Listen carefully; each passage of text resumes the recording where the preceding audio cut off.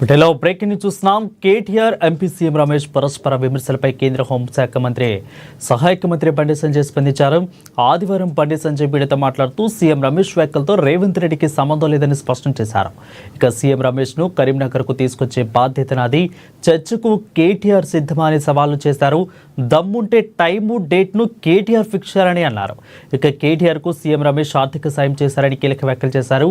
అయినా కూడా విశ్వాసం లేకుండా రమేష్ పై వ్యాఖ్యలు చేయడం కరెక్ట్ కాదని అన్నారు. కేటీఆర్ సంస్కారం లేకుండా మాట్లాడుతున్నారని మండిపడ్డారు. బీఆర్ఎస్ పార్టీని నడిపే స్థితిలో ఆ పార్టీలో ఎవరూ లేరని, అందుకే బీజేపీలో విలీనం చేస్తామని గతంలో ఒప్పందానికి వచ్చారని సంచలన వ్యాఖ్యలు చేశారు బండి సంజయ్. ఇక విలీనం వారసత్వ రాజకీయాలకు తాము వ్యతిరేకమని, అందుకే తిరస్కరించామని చెప్పారు బండి సంజయ్.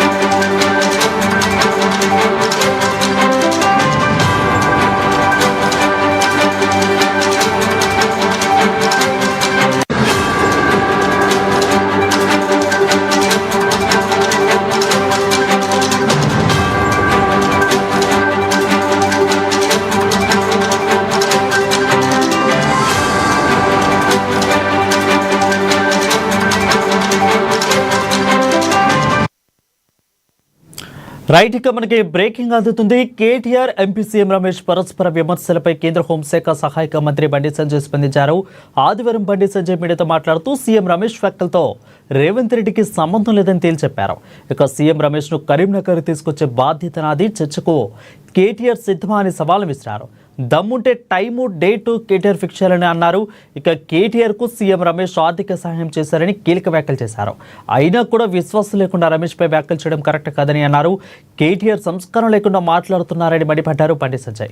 ఇక బీఆర్ఎస్ గురించి కొన్ని కీలక వ్యాఖ్యలు చేసినట్లు తెలుస్తోంది. దీనిపై మరింత సమాచారం అందించడానికి మా బ్యూరో చీఫ్ కృష్ణమూర్తి ఫోన్ ద్వారా సిద్ధంగా ఉన్నారు. కృష్ణమూర్తి, చెప్పండి, బీఆర్ఎస్ గురించి కూడా కొన్ని కీలక వ్యాఖ్యలు చేశారు. సో ఏ విధంగా చూడాలి అసలు? Thank you Varun. రాష్ట్రంలో అంటే 2023లో అసెంబ్లీ ఎన్నికల తర్వాత బీఆర్ఎస్ ప్రజలు తిరస్కరించిన అనంతరం ఆ పార్టీని నడిపించేందుకు ఎవరు సరైన నాయకుడు లేరనే విషయం చాలా స్పష్టంగా అర్థమైన నేపథ్యంలో పార్టీని బీజేపీలో విలీనం చేయడం కొంతకాలంగా ప్రయత్నాలు జరుగుతున్నాయి. ఈ విషయాన్ని కాంగ్రెస్ పార్టీ ఎప్పటికప్పుడు మాట్లాడుతున్నప్పటికీ ఇటు బీజేపీ బీఆర్ఎస్ పరస్పరం విమర్శలు చేసుకుంటా ఉన్నారు. ఈ నేపథ్యంలో బండి సంజయ్ చేసిన వ్యాఖ్యలు అంటే బీఆర్ఎస్ ను బీజేపీలో విలీనం చేస్తాము, మా పైన ఉన్నటువంటి కేసు అంటే కవిత లిక్కర్ స్కామ్ లో జైల్లో ఉన్న నేపథ్యంలో అంతకుముందు ఆ తర్వాత కూడా మాపై ఉన్న కేసులను విచారణ జరపకుండా ఉండాలి, మమ్మల్ని రక్షించాలి, అలా చేస్తామని హామీ ఇస్తే మేము బీఆర్ఎస్ను బీజేపీలో విలీనం చేసి సిద్ధం అన్న విషయాన్ని కొంతకాలంగా బీఆర్ఎస్ నాయకులు బీజేపీ ముందు ప్రపోజల్ పెట్టినట్టుగా చాలా స్పష్టంగా అర్థమవుతున్నాయి. ఇదే విషయాన్ని కేంద్ర మంత్రి బండి సంజయ్ ఈరోజు కుండబద్దలు కొట్టారు. వాస్తవానికి బీఆర్ఎస్ను బీజేపీలో విలీనం చేస్తామని చెప్పేసి కొంతకాలంగా ప్రపోజల్స్ వస్తున్నాయి. అయితే కుటుంబ రాజకీయాలకు బీజేపీ వ్యతిరేకం కాబట్టి మేము దాన్ని తిరస్కరించాము, పార్టీ విలీనాన్ని మేము అంగీకరించలేదు అని చెప్పారు.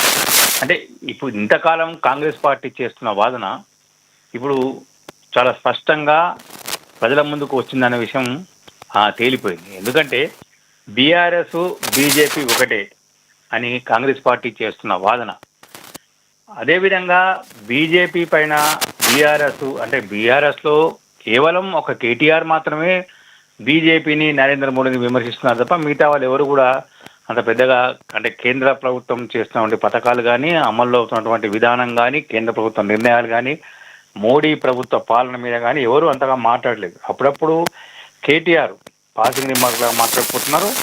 ఈ తాజాగా అంటే సీఎం రమేష్, ఏపీలో ఎంపీగా ఉన్నటువంటి సీఎం రమేష్, బీజేపీ చెందినటువంటి ఎంపీ మీద కేటీఆర్ చేసిన వ్యాఖ్యలు, దానికి ప్రతిస్పందనగా సీఎం రమేష్ చేసినటువంటి కామెంట్లు, ఈ రెండింటిని తీసుకున్న తర్వాత బండి సంజయ్ మాట్లాడడం అంటే సీఎం రమేష్ను కొంత వెనక్కి వేసుకొస్తున్నటువంటి విషయంలో బండి సంజయ్ చేసిన వ్యాఖ్యలు చాలా కీలకంగా మారినాయని చెప్పొచ్చు.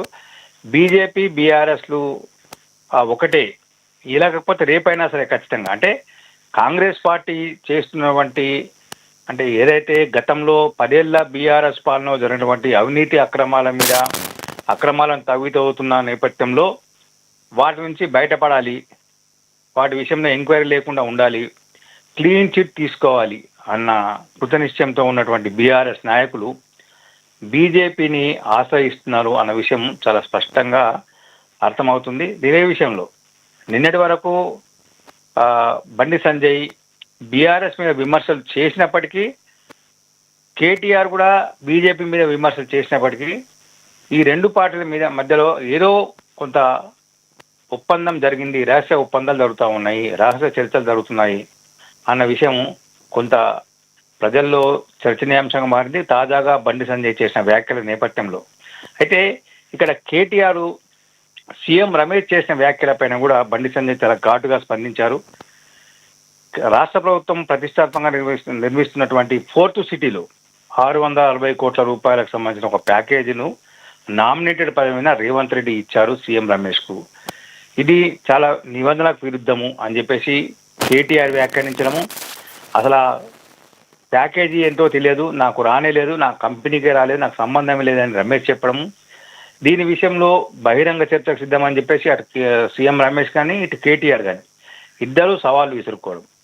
ఈ నేపథ్యంలో బండి సంజయ్ జోక్యం చేసుకొని సీఎం రమేష్ని నేను చర్చ తీసుకొస్తా, కరీంనగర్ వేదికగా మాట్లాడదాము, చర్చిద్దాం, ఎవరు ఏంటి, నువ్వు పార్టీని బీఆర్ఎస్ను బీజేపీలో విలీనం చేసేందుకు వచ్చినావా రాలేదా, దానికి సంబంధించిన వీడియో ఫుటేజ్లను, మీ యొక్క ఆడియో మాటలను వీటన్నింటినీ మేము బహిర్గతం చేస్తాము అని చెప్పి సంజయ్ ఈరోజు సవాల్ చేయడం, ఏదైతే బహిరంగంగా ఒక కేంద్ర మంత్రి స్థాయిలో మాట్లాడడం చూస్తూ ఉంటే ఖచ్చితంగా బీజేపీ బీఆర్ఎస్లు కొంత ఒప్పందానికి వస్తున్నాయా, కాంగ్రెస్ పార్టీని ఓడించాలి, రాష్ట్రంలో కాంగ్రెస్ పార్టీని బలంగా ఢీకొనాలి అంటే రెండు పార్టీలు కలవాలని అన్న అభిప్రాయానికి వస్తున్నాయా అన్న విషయం కొంత ప్రజలకు ఇప్పుడు చర్చలకు మారింది. ఈ చర్చ అనే అంశాలు ఎక్కడికి వెళ్తాయి, ఎలా ఉండబోతున్నాయి, ఏంది అంటే దీని మీద కేటీఆర్ స్పందన ఎలా ఉంటుంది, కేటీఆర్ అంటే అవును నేను గతంలో పోయిందని వాస్తవం అని చెప్తారా, లేదు అంటే మరోసారి దబాయింపు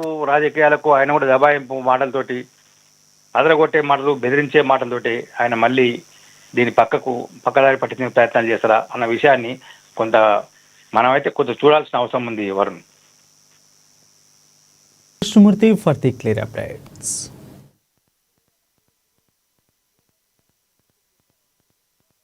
విషయం చెప్తా మీకు ఇవాళ కేసీఆర్ కొడుకు కేసీఆర్ టికెట్ ఇయ్యలే ఫస్ట్ టైం కేసీఆర్ కొడుకు కేసీఆర్ గారు టికెట్ ఇయ్యలే.